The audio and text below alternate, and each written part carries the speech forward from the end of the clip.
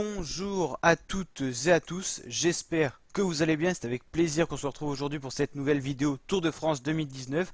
Aujourd'hui dans cette vidéo on va parler du rêve Alaphilippe, peut-il continuer? Est-ce qu'il va remporter cette édition du Tour de France 2019 pour les 100 ans du maillot jaune?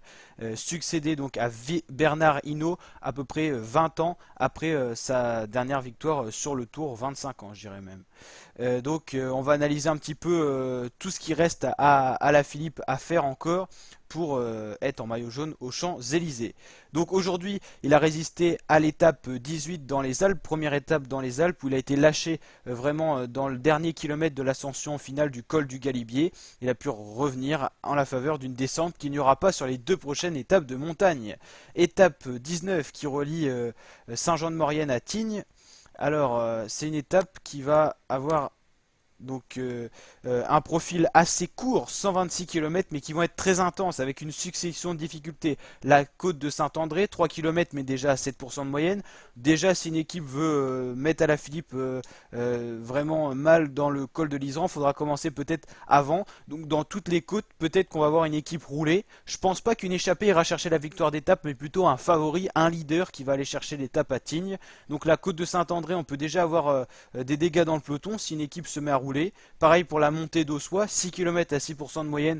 Si c'est très intense dès le début, certains coureurs n'auront pas le temps de se mettre dans le rythme. On peut déjà perdre des équipiers. Le petit col de la Madeleine, c'est pas le grand col qui est de 20 km, mais ça c'est un petit col qui culmine à 1746 mètres, 3 km quasiment 4 à 5% de moyenne. Les trois premières difficultés sont des petites difficultés assez raides. C'est un moyen pour les équipiers, notamment des équipes de favoris, de commencer à mettre en difficulté les équipiers des autres équipes et par exemple d'isoler le maillot jaune, d'isoler un Thibaut Pinot pour aller attaquer peut-être déjà dans le col de l'Isran, 12 km à 7% de moyenne. Il y a le moyen de creuser des écarts. Faudra, je pense, attaquer dans ce col de l'Isran qui sera d'ailleurs au passage le toit du Tour 2019 pour aller peut-être chercher déjà les secondes de modification en haut de ce col et créer de gros écarts. Parce que la montée de Tignes, elle fait que 7 km, c'est déjà beaucoup à 7%, mais il n'y a peut-être pas le moyen d'aller chercher 1 minute 30 à un Alaphilippe. Si Alaphilippe il fait la descente à bloc, qu'il arrive avec le groupe des favoris en bas de la montée de Tignes, 7 km, je ne sais pas s'il est capable de perdre 1 minute 30. Il est quand même très bon, il a gardé le maillot jaune dans les Pyrénées. La première journée des Alpes, il a réussi à perdre, allez, on va dire dans la montée, il a perdu quand même 40 secondes sur Bernal en 4-5 km. Mais je ne le vois pas lâcher dès le pied de la montée de Tignes. Je pense qu'il peut résister au moins 4-5 km. Après, il sera sûrement lâché sur des attaques, mais il perdra peut-être pas 1 minute 30. En tout cas, il perdra peut-être pas son maillot jaune si les attaques se font ici. Mais dans la journée du lendemain, là, il pourra le perdre certainement.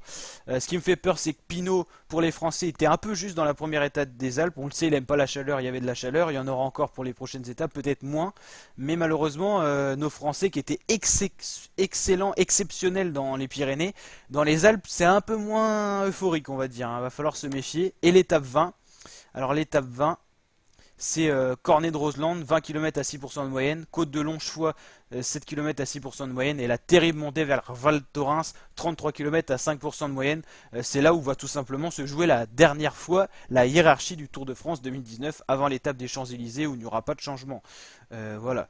Donc, est-ce que Alaphilippe va être capable tout simplement de tenir le maillot jaune? C'est ce qu'on va se poser comme question dans cette vidéo. Alors, on va analyser un peu plus en détail.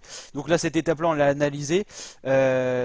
S'il n'y a pas d'attaque de gros favoris tels que Bernal, Thomas ou de coureurs dans le top 10 dans le col de l'Isran, si Alaphilippe arrive avec son équipe ou arrive en tout cas à basculer avec les favoris après le col de l'Isran, ça sentira déjà bon pour garder le maillot jaune au moins pour la prochaine étape parce que je pense pas qu'il peut perdre 1 minute 30 dans la montée vers Tignes. Faut savoir que si jamais la grosse descente se fait avec les favoris regroupés, même si le groupe est affaibli dans la descente, les équipiers vont rentrer. Le temps de remettre un train dans la montée de Tignes, on peut déjà enlever 1 km pour recasser un peu les équipiers. Je pense pas qu'un Geraint Thomas ou un Egan Bernal attaquera s'il y a 50 coureurs dans le peloton. Il faudra refaire de l'écrémage, peut-être sur 2 km. Après, je pense pas que ça attaquera. Je pense qu'on fera rouler 2-3 équipiers par équipe. même si ça va être des cours relais. Ouais, je pense, non, franchement, Alaphilippe, s'il n'y a pas d'attaque dans le col de l'Iseran, s'il se fait pas lâcher dans le col de l'Iseran, il gardera son maillot jaune à la fin de l'étape. Il pourra pas le perdre, il pourra pas perdre 1 minute 30 dans la montée de Tignes, à part grosse défaillance ou coup de chaleur, mais normalement, je pense pas. N'hésitez pas à me dire ce que vous en pensez aux commentaires. Après, donc Cornet de Roseland, normalement, Alaphilippe va passer ça tranquille. Côte de Longchois aussi. C'est vraiment la montée vers Val Thorens qui peut causer problème à Alaphilippe, mais elle est assez roulante. Hein, c'est du 5% de moyenne, même s'il y a des pourcentages terribles à certains moments. Ouais, je sais pas vraiment, mais c'est vraiment cette ascension-là qu'il va falloir analyser. Est-ce qu'on a les pourcentages des côtes J'aimerais bien voir vous montrer la montée vers Val Thorens, le profil détaillé. Est-ce qu'on a ça? Ah voilà, parfait. Voilà, ok, donc le début très raide. Il y a quand même des portions où ça redescend, bon très peu, mais ouais. Ah, là, il y a moyen qu'il perde son maillot jaune. Si Alaphilippe, je pense, perd le maillot jaune d'ici la fin du tour, ça sera vraiment dans la montée vers Val Thorens, ça sera pas avant.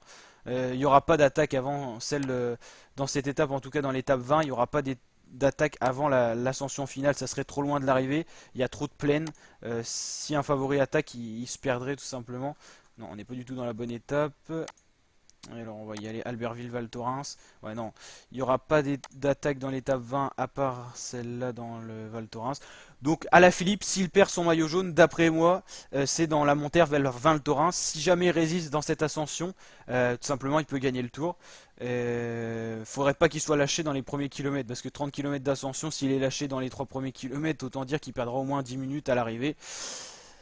On va espérer qu'Alaphilippe, on va croiser les doigts pour qu'il ait la force de résister jusqu'à l'arrivée à Paris. Ça sera compliqué, on l'a vu, ça fait déjà 2 étapes qu'il cale un peu en montagne. Il cale, mais il perd pas énormément. Là, il a perdu 30 secondes sur un Bernal, faut quand même le souligner. C'est la première fois où il perd autant de secondes précieuses au général dans la montagne. Un peu plus que la dernière étape des Pyrénées où il avait perdu quand même 20 secondes je crois sur Geraint Thomas.